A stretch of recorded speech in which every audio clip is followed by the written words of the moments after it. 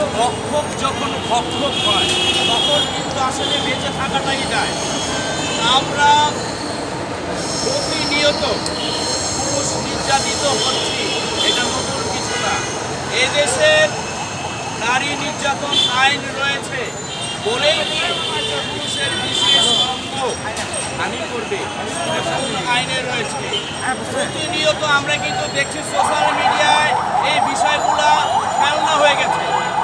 যদি একটা আঙুল কাটার অপরাজিত হয়ে থাকে 5 বছর, তাহলে পুরুষের বিশেষ অঙ্গ কাটার সেই শাস্তি কি 5 বছর হবে? এটা কখনোই হতে পারে না। কারণ একটা পুরুষের বিশেষ অঙ্গই হচ্ছে পুরুষের পুরুষত্ব।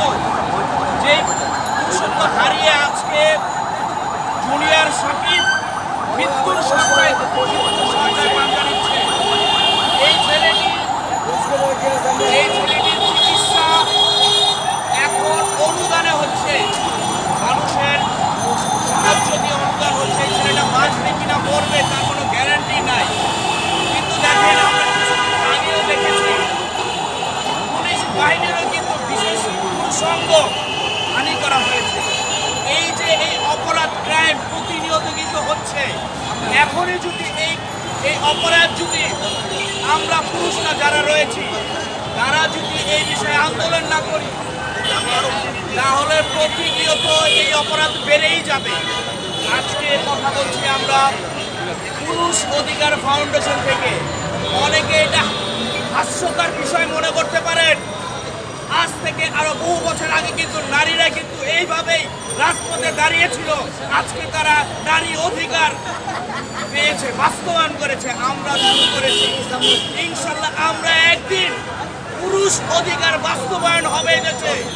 কারণ আমি দেশনেত্রী মা হাসিনার দৃষ্টি আকর্ষণ করছি, এইভাবে যদি আপনার মেয়েরা, নারীরা যদি আপনার মেয়ে হয়, আমরা কিন্তু আপনার ছেলে, যদি এইভাবে আপনার ছেলেদেরকে আপনার মেয়েরা পুরুষ বিশেষ পুরুষাঙ্গকে বিকলঙ্গ করে যায়, তাহলে এই দেশে আর পুরুষ থাকবে না।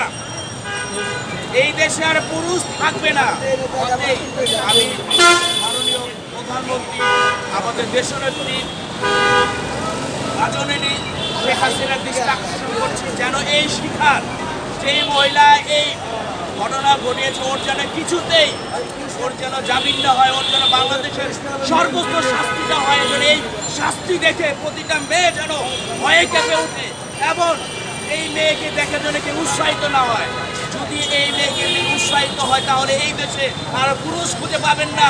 আর পুরুষ না খুঁজে পেলে মেয়েও হবে না। কারণ মেয়ে পুরুষ না হলে মেয়ে জন্ম হবে কোত্থেকে? এটা মাথায় রাখতে হবে। তো আমি যেটা বলতে চাই, আসলে পুরুষ অধিকার এখন আমাদের এটা একটা পুরুষের অধিকার সকলেরই, প্রতিটা জেলায় জেলায় আমার মনে হয় আমাদের মতো মুখে দাঁড়ানো উচিত, প্রতিবাদ করা উচিত।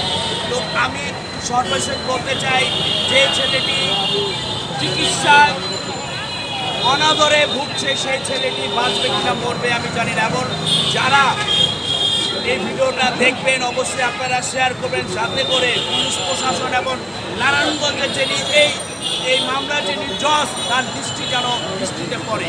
এই বলে আমার বক্তব্য শেষ করছি। আমরা